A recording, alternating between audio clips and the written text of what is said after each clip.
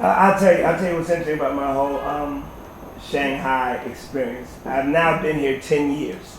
I came over the House of Blues and Jazz with some Lindong crew, and Wu Chai brought me over in 2004 to do one show. A band canceled, and they needed somebody to fill the spot, so they brought me over. They thought I was a jazz group, but I came over doing my James Brown type show, and it took off from there. And I went home, came back, and then I've just been here. But it's been fantastic. The funny thing about being here is that growing up, one of the threats my mother always yelled at me was, "You keep this up, Carlton, I'm going to put you on a slow boat to China." Have you ever heard that threat? You ever heard that? It's an old song, but people always say it, "I'm going to put you on a slow boat to China." So it's the weirdest thing because there's times now, can I curse? Yeah. Okay, all right.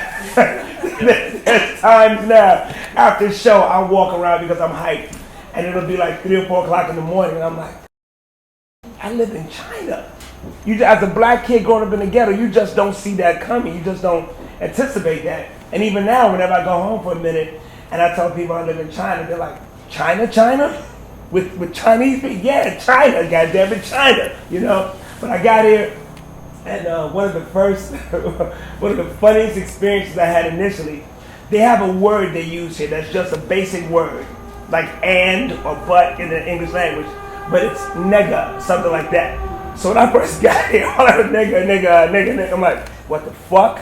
You know what I'm saying? But it took me a minute to get that right. The other thing you have to deal with, I would tell anybody this is coming to China, is you're going to have to contend with the staring. Okay? There's going to be an inordinate amount of staring at you. And when I first got here, growing up in America in the 60s and all that racist bullshit, my first thought was, damn, why they staring at me? Because I'm black? And my buddy at the time, Joe Rannick, told me, it's not because you're black, it's because you're not Chinese. He's white and Jewish. And he said, Carlton, to them, there's no difference between me and you. It's because you're not Chinese. So that's what I've had to contend with. I went to one of the outer provinces one time, and a little kid ran up to me, and I always have fun with the children, and I'm like, oh, shorty, this isn't gonna come off. You're gonna be here all day with that bullshit, you know. But it's interesting because the one thing I find is that people are people no matter where you go. When I first got out, so don't talk to them, don't touch them, sing your songs, get off the stage. And after 2 days of that, I just can't perform like that. And the people got right into the show, whether they understood what I was saying or not. They understood my sincerity and they understood the need to be entertained. So now I'll get people up to dance and party, and now everybody all over town does that shit. Nobody was doing it when I first got here. We get them up to party and dance and have a good time. So, China, I love it. I love Shanghai. I will always live here in some form or fashion for the rest of my life because it means a lot to me. Yes, there have been some negative experiences here, mostly with cab drivers. They're the scum of the earth. They're the worst part of Shanghai. Although when I get a good one, it's like I want to take them home and feed them. They're just wonderful, you know what I mean? But for the most part, a lot of them are assholes. But the thing is this, there are assholes all over the world. It's not just Shanghai, China. There are assholes in the black community, and they bother me more, So once you get past all the cultural and linguistic barriers, like I said, people are people. And Shanghai, China has been wonderful to me in so many aspects and in so many ways. Not even so much as a black man, but just as a man, just as a person. Because I'm going to deal with that first. When you bring in the issues of color, that makes it an altogether different thing. Because there are things going on right now with my people in which we're not respecting our own race enough. So I can't ask for so much of other people. I've gone to restaurants here, classy, wonderful restaurants, and they're playing the most offensive, disgusting rap music, but they don't know. They think it's what we want to hear. So it's I don't know. The funny thing, I see people who just got here, and they do the American way of speaking to foreigners, of speaking the Chinese language, of ordering food, which is they say it, and then they say it louder. And it's like, hey asshole, she still doesn't understand you. You know what I mean? It's like, can I have French fries? French fries! French fries! She still doesn't understand you. And that just cracks me up, you know what I mean? But the one thing I don't like is to see people come here and take advantage, and it happens pretty often. A lot of Shanghai, I will say this, Shanghai isn't China. Shanghai is almost not even reality. You know what I'm saying? It's It's a city of excess. Anything you want to do or get into, you can do and get into here, often to your own detriment. You know, again, it's considered the graveyard of marriages and relationships because, you know, temptation is just too strong. You know, especially for we men, we entertainers. You know, we're not the most stable of people in the best of times. But the one thing, if I have anything negative to say, is that coming here, there's a work ethic that's lacking amongst a lot of musicians. The reason being, they come in to them, they just get on stage and jam. They get on stage, they look like shit, they don't dress, they don't bother to learn the songs, but they think, oh, I'll just jam, because if it doesn't work, I can always get a gig someplace else. Now, there's some phenomenal guys, so don't get me wrong, there's some phenomenal singers and phenomenal musicians. But I have such a horrible reputation because I'm from the James Brown School. You learn the show, you do the show, you pay attention, you focus. Every show is the first show. If it's 2 people or 200, because you never know who's out there. But a lot of guys don't share that same vibe, and it breaks my heart all the time. You can have rehearsal, nobody remembers anything 3 hours later. So that's been my most negative experience, and I'm somewhat jaded now when it comes to musicians and their bullshit excuses, their bullshit reasons. And it's because in Shanghai, they just want to get here, do their 45 minutes, and then get on stage and drink and chase girls. And my whole vibe is we're not here for that. We're here to work. We're blessed that we only have to work 3 hours a night. There are people out there digging holes in the street 4 o'clock in the morning or working in towers. You know, so we're blessed to be able to do this. And I just wish that we would take it a lot more serious. It's not about chasing little Chinese girls and hanging out all over town. But that's my most negative experience here. People, I have no problem with the people. I love them. I really love the children because they always show me love and respect. My Chinese name is Chocolate. When I leave my compound, that's what they call me. When I leave my compound, there's about 12 little kids that chase after me. Yeah. And we run around. You should see the old Chinese people looking. They're like, what the hell is going on? It's hilarious. But those are my kids, you know. Okay, you got your question? You ready? It's because, you know, you have to handle that perception the world over. There's a young lady here who told me her whole perception of black people is what she saw in movies. We rap and we play basketball. She didn't know we did anything else, okay? And the shame of it all is that growing up, when I grew up in the 60s, there was a different type of black people that were around back then. You know, you acted like an idiot at home behind closed doors, but when you went outside, you dressed well and you represented yourself correctly because you were responsible pretty much for the whole race. The black race is the only race of people who we feel responsible for everybody. If a white guy does something crazy, he's just considered a crazy white guy. If a black guy does something crazy, it's looked upon as all black guys are like that. So the perception, it's even harder now with the usage of the word nigga. That just drives me crazy. And I say it, but I say it at home behind closed doors. This word nigga is all over the place. And it's how we're viewed. Because no other race of people uses an ethnic slur as a term of endearment. Nobody else does that, but we do. And now the word nigga has become universal. So when you go places, you hear people saying it, you can almost hear them thinking it, okay? Because they see these, and I don't mean to blame it all on rap, please don't get me wrong. But they see a lot of hip-hop artists or these reality show artists acting a certain way, and they think we're all like that, and we're not. We have more doctors, lawyers, and educators than anybody. But all you ever see are the idiots, the fools who are doing crazy shit.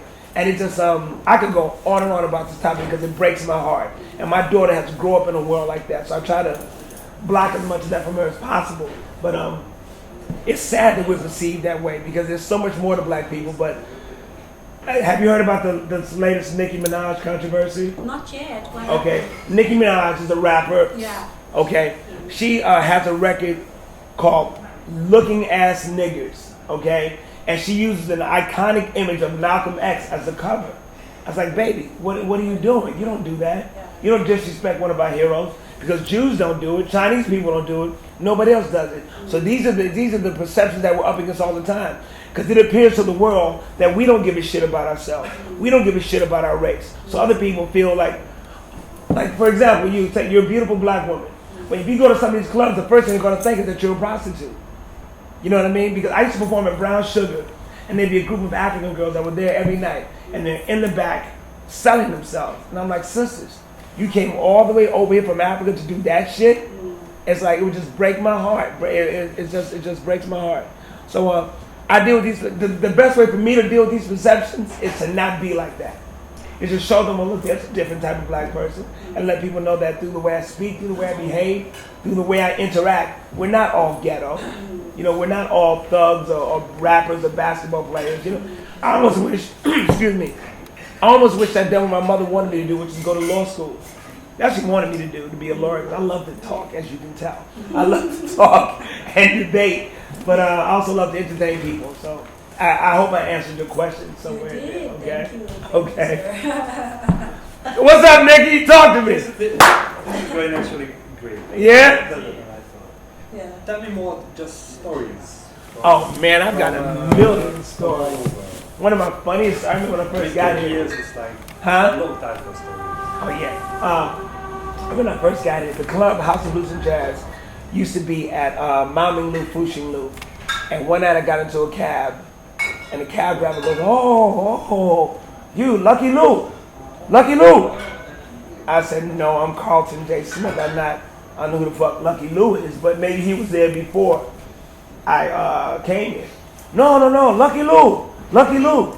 This went on and on and on. I'm like, no, Lucky Lou, no. Carlton. He finally goes, Lucky Lou, you know, Elvis Presley, Chuck Berry. I'm like, motherfucker, you trying to say rock and roll? Lucky Lou. Okay. I'm like, oh, okay. All right, there we go. This type of shit happened to me in the first few months. I went to a restaurant and I wanted some fish. I was eating some fish and my interpreter left. So I'm like, I want this to take away. 5 minutes later, he comes back with the bag. I'm like, oh, shit, that was quick. And he opens the bag and there's a big ass fish, lobster flopping around the bag. I'm like, no. I want that. He goes, yeah. No, that. This went back and forth. A lady finally came over and said, he's showing you the fish that he's going to kill to make it like that. I'm like, oh shit, okay, yeah, give me this one. He goes, haha, you know what I mean? I can think of this bullshit all day long. It's happened so much I don't even pay any attention anymore. Not at all. You know, I dress up on stage because I love clothes. I love to dress all the time. And there's a cleaners in my neighborhood. I do 3 shows a night. I sweat so much, I'm always changing my clothes. So you saw there's sequins and satins, there's all kind of shit upstairs.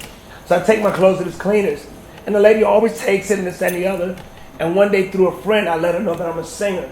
And, oh, this is funny to me. She goes, oh, because she thought I was a magician because of this shit. The type of clothes, I'm like, oh, okay. All these sequins and all this. So I may stop singing and focus on magic, ladies and gentlemen. You know what I mean? So I don't know. To me, audiences are the same the world over. To me, they just want to be entertained. I mean, like I said, you have your linguistic barriers, but once you overcome them and people see that you're genuine and sincere, then that's what they feel. Audiences are the same the world over, and I don't think it's changed much at all. To the point where I think that the type of show that I do is appreciated just as much more because as you go around town, well, you see a lot of people doing my act now. Like I said, when I first got it, nobody was singing soul songs, and nobody was bringing people up on stage to dance or interact. And more people are doing it now, although they probably wouldn't admit it. But they enjoy our show. Please excuse me, my voice is very hoarse. They enjoy our show a little more because it's real and sincere. It's rooted in the grand tradition of R&B, the Temptations, Marvin Gaye, Al Green, James Brown. Back when black music was really black music. Let me take a break and drink something hot. Yeah. Stay tuned, ladies and gentlemen. Nicky TV, the wonderful Foxy. We'll be right back. Don't go nowhere, okay? I came in 2004. Sam Hooper, the Sam Hooper group had been. He's a great blues musician. Had been here prior to me. Wink Bastien Pettis, who was arguably the best singer musician in town, without a doubt. Or period. That's what I'm saying. In town, just a great guy. He'd been here. There was a lot of cats from an island called Mauritius, which I'd never heard of until I came to Shanghai. But everybody is from there. It seems to be a great place. They turn out some great people. So there's some guys from Mauritius that were here. But no, I didn't see too many brothers. I didn't see too many black guys. And the funny thing is, I'd walk through the streets, and whenever I saw a foreigner, I would speak thinking that, all foreigners would speak to each other. Not the case. So I stopped that shit. So then whenever I saw a black person, I would speak thinking that all black, like in America, all black people at least do that. But then I found out quickly, no. Usually they're from France or from Africa, and they don't have the same sense of solidarity that we have in America. Black people say, yo, my man, what's up? That's just what you do. But the Africans or the French blacks wouldn't speak at all. So I would always speak, but they wouldn't always speak back. One day I saw a guy walking down the street, black guy. I'm like, oh, well, I'm going to speak in. How you doing, brother? He could barely be bothered to talk back to me. So I figured he's from France or from Africa. This is the usual shit. So I'm talking to him because we're standing there for a minute. We're talking. And I'm like, well, you know, my man, where you from? He goes, I'm from Mississippi. I'm like, your black ass is from Mississippi? You don't think you should talk to me? You know what I mean? We are friends to this day. He's a wonderful singer, musician. His name is Lucius Clark. You know Lucius? Yeah, Lucius Clark. The funny thing is, he came to my show that night, and he wanted to sing. He's a great singer. So he wanted to do some Stevie Wonder. So we did a song called, had the band start playing Living for the City. Do you know that song? Which one? Stevie Wonder, Living for the City. Yeah, yeah. The first, A Boy is Born in Hard Time, and he, Mississippi, goddamn, where you from? He didn't remember it at all. But Lucius, I love you wherever you are. I know you're doing great, great singer. You know, great guy. So no, huh? He's a Hong Kong guy. He's in Hong Kong? Lucius is everywhere, man. You know, I don't know where that brother will turn up. But no, there weren't many black guys here before me. There have been a bunch since, and to varying degrees of success. And you know, people come in and take certain things for granted. And Shanghai will spit you up, will chew you up and spit you out. You know, you wind up back home broke, wondering what happened, wondering why. You know, so you just can't take advantage or take certain things for granted. And you must respect the country you're in. You see a lot of foreigners come in, they don't respect it. You know, especially European, but they sort of have this arrogant attitude. You know, some of the most honorable people here are the IEs. You know, the lady, you know, honorable. And you see them being treated as if they're invisible. I wrote a screenplay about it, as if they're invisible. And it's like you want to tell them, these women have led rich, varied lives. They didn't just wake up and decide they want to clean up after you and your nasty little kids, you know, but they're not showing the respect they should be shown. One of the first things when I came here, I don't know if I should speak on this, but shit, I'm going to. Let's be dangerous. Let's be radical. When I first got here, at Fuxing Lu, Maming Lu, there were all these little kids that would be begging in the street after the show and would literally hound you for a block. So, you know, that was the thing to wear down your resistance so you gave them some money. They never wore mine down. Yo, I ain't giving you shit, okay? But then I realized they're great kids. And then I realized someone told me about it, they really didn't want money. That's what they're supposed to do. Those kids wanted food or candy. So I would take them into stores. I would go buy food and candy for them. And they just loved me, and I just loved them. So this became a nightly thing. I would bring them candy, or they would give me food here at the club, and I would take my food and give it to them. So we had and I would watch the cops chase them. I mean, this went on for a long time, but I really, developed a friendship. One little kid really broke my heart because he was just filthy. So I went and got some sneakers, a little jumpsuit, a little warm-up suit, a backpack with toys and things. I gave it to him, and he was just ecstatic. This was a Sunday night. We had Monday off. Came back Tuesday. He was filthy again. But he was ashamed to look at me. And someone told me they took that from him because he couldn't beg if he didn't look poor enough. And that just, totally broke my heart. The good thing is a few years later, I'm walking the street and this kid keeps looking at me and trying to make himself known to me. And it was one of those kids who actually grew up and became okay and was doing all right. And we had a wonderful reunion right there in the street. He didn't speak any English. I didn't speak any Chinese, but we knew. And it was just a wonderful thing. So I don't know where he is now, but God bless him and all the other children like him, that's for sure. You know what I hate to see is when they tear down culture, well, not so much culture, just tear down these old buildings because it's history there. To put up a Starbucks or a McDonald's or to put up a high-rise or some bullshit like that, it's disappointing because there's a beauty in that history. The area that is now Tai Kong Lu, that big shopping mall, I got some pictures of me standing there when it was just bricks and dirt and dust, But it's a shame to see that happen. When I come through here, when I bring people through, I don't like necessarily go to Shintindi or places like that. I like going into the little back alleys. I guess what you were talking about, because to me that's China. That's where you meet the real Chinese people, and it's a lot of fun. My daughter and her mother came over when they first came over. The first time they came over. My daughter's mother had gained a lot of weight after she had the baby. And I told her that when you get it, they're going to stare at you. Be prepared. You're heavy and you're black and you're female. Well, let me tell you, it was like walking with Angelina Jolie. Because we walked through a little area, they were, staring, taking pictures, calling people out of stores. And she was very good natured about it. She would pose and model. It was the funniest shit. We had like a procession going through. They were walking with her. And then we went someplace, and one Chinese lady came up to her and grabbed her stomach and went, whoo, whoo. And I'm like, no! You don't grab a black woman's stomach. But Terry was really cool. She didn't kill her. You know what I'm saying? Terry! Okay. Terry didn't kill her, and they're friends to this day. Whenever Terry comes here, she sees that lady, and they grab each other's stomachs. It's the funniest shit in the world. My daughter, Misa loves being here. She started her debut at this club. She was 3 years old, and when she came here, it was her first time seeing Daddy do what he does. She began to get on the stage with me every night, every show, trying to sing. We turned the mic down. She was horrible, okay? But she loved it. And this went on for like a week and a half. And then one night after the show, we all went out to eat. And we're sitting there eating. And she said something. And we realized, oh, shit. She thought the audience was there to see her, okay? And what she said was, Daddy, you know, when I'm doing my show, you need to back up a little bit. You're always in the way. And I'm like, fuck. What? Yeah, you're always in the way. The people can't see me. They pay their money to see me. So we're like, oh, Misa, I'm sorry. Okay? And she believed that bullshit. She was 6 years old. I don't know when she realized it wasn't a deal. She never said anything. But she believed it. She was going back to school in America, talking shit to people. I toured China. What do? I do shows in China. Like, Misa, calm down. But she would come off the stage. And everybody wanted to shake her hand, take pictures with her, have her sign autographs. So she felt she was Beyonce. It was the funniest shit in the world. So even when she comes in now, she still sings, but she knows what the deal is, you know. One of the people that I worked with, first started working with when I was here, is a very talented young lady named Ann Evening. Okay, Nicky, you know her.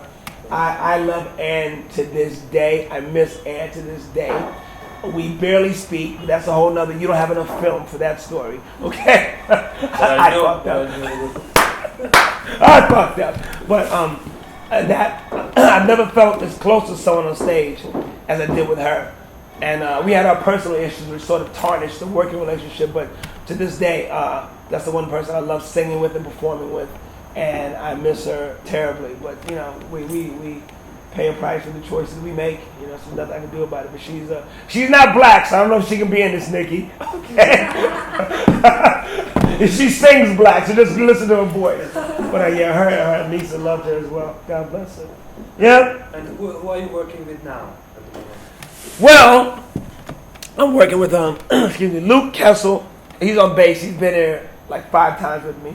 Lawrence Perry, he's the drummer, black guy from Philadelphia. He's been here. This is his 2nd time here. Gotti Alberto is like the nicest guy in Shanghai. He's just so incredibly nice and cool and good natured and easygoing. And he's a phenomenal guitar player, incredibly talented. And we also have a guy named George. I call him Brother George because I can never pronounce his last name. Also from the Philippines, like Gotti. And I don't know what George did because George wasn't this good a year ago. He's phenomenal now every night. So it's going pretty well. We also had a guy by the name of Earl Brown Phoenix. We lost him recently, God rest his soul, but he's in a better place, and I don't mean to say that to be cliched, it's sincere. And God bless his wife, Danielle, and their daughter who will be born in May. But yeah, we had Earl Brown Phoenix on keyboards. He was another Shanghai legend. He was quite a character. So yeah, I got a pretty good band. Although I'm always I'm hard on bands because guys do this show 6 nights a week, 3 shows a night, and I guess for some it's just human nature. They just slack off or take it for granted, or they're not paying attention, they're not focusing. The only guy that ever worked as hard as I did on stage is a guy named Joe Mahone. You know Joe. Played drums for me for years. You know this song. Joe, I miss you terribly. Joe Mahone was the greatest drummer in the world ever, anywhere.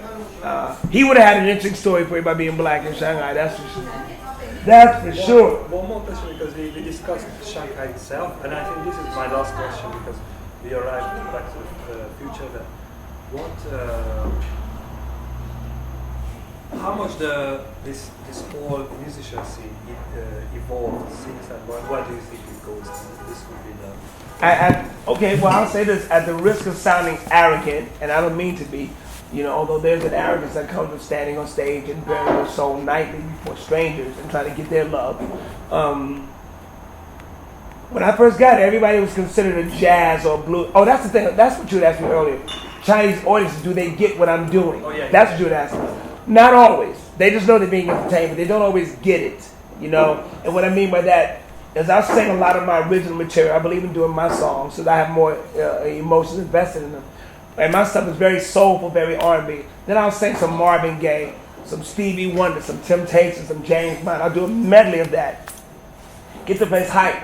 And the audience is clapping. And one Chinese guy will stand and say, "Oh yes, sing Celine Dion." I'm like, "Motherfucker, you paying attention?" You know what I'm saying? I don't sing Celine Dion shit. Sing Mariah Carey. Okay, but that happens. So I know they don't get it.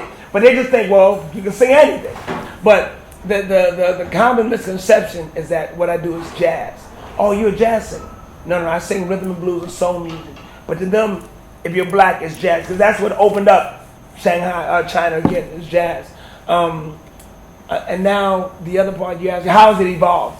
Well, like I said, when I first got it, everybody was doing blues or jazz. And nobody was doing soul music. Nobody was doing R&B music. And I don't care who disagrees. I know for a fact I brought that here to Shanghai. I brought that to China. My style of performing, I brought that because nobody had people interacting or coming up on stage. It just wasn't done. Now, I don't hang out, I don't drink, I don't smoke. It's just not my thing, which makes me a weirdo in Shanghai anyway. Seriously, I just never liked it.